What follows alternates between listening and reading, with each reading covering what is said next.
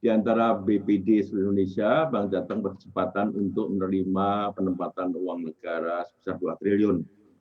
Nah, diharapkan penempatan uang negara sebesar 2 triliun itu di leverage 2 kali, diharapkan paling tidak 4 triliun bisa dalam bentuk pembiayaan atau kredit.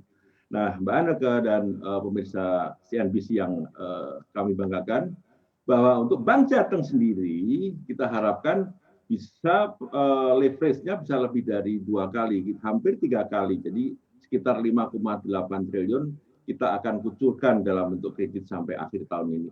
Artinya bahwa kalau tadi Pak Gunawan, Bapak Budi Sadikin mengharapkan bahwa BPD untuk bisa lebih menyalurkan penempatan uang daerah, itu adalah sebuah strategi yang tepat bagi pemerintah. Karena apa? Karena saat ini BPD selaku Bank Pembangunan Daerah justru memang diharapkan untuk memerankan sebagai agen pembangunan, yakni di dalam mengukir perekonomian di daerah. Dan Mbak Anneke ketahui bahwa pandemi COVID-19 ini yang kita perkirakan sebelumnya sudah berakhir, ternyata belum berakhir. Dan ini semuanya menyangkut sektor ekonomi, baik yang besar korporasi sampai sektor ekonomi keluarga. Oleh karena itu, penempatan ekonomi uang negara ini sangat diharapkan. Dan terakhir, kami ingin sampaikan bahwa sampai September ini kira-kira sudah 40-50% terserap di pasar. Mudah-mudahan di akhir tahun ini bisa kita meleverage hampir 3 kali lipat. Di bulan September ini sudah sejauh apa Pak kalau dari total 5,8 triliun targetnya hingga akhir tahun? Ya, kalau kita lihat begini, bank itu biasanya kan ada RBB-nya, rencana bisnis bank. Nah, kalau kita lihat rencana bisnis bank per September saja sudah dari 50, sekian triliun yang diharapkan sampai akhir tahun sudah tercapai 49. Artinya apa? Artinya bahwa target pemerintah untuk menargetkan Bank Jateng meleverage 2 kali lipat hampir sudah tercapai.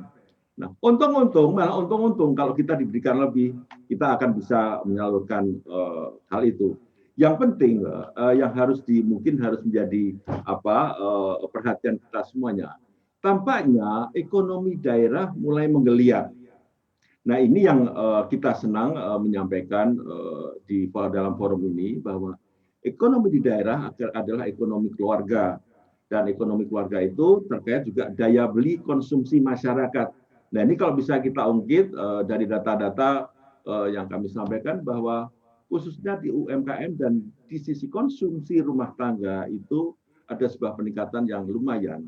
Memang ada sektor-sektor tertentu yang turun, tapi khususnya UMKM dan sektor-sektor produktif termasuk perdagangan itu menunjukkan peningkatan yang berarti. Kita harapkan polisi pemerintah ini kita dukung dan BPD siap untuk itu.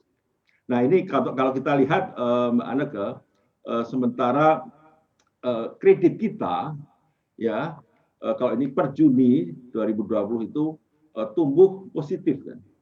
Hampir sekitar 18,4% ya rasionya. Nah, ini menunjukkan ada sebuah optimisme di daerah yang sekarang sedang bergerak.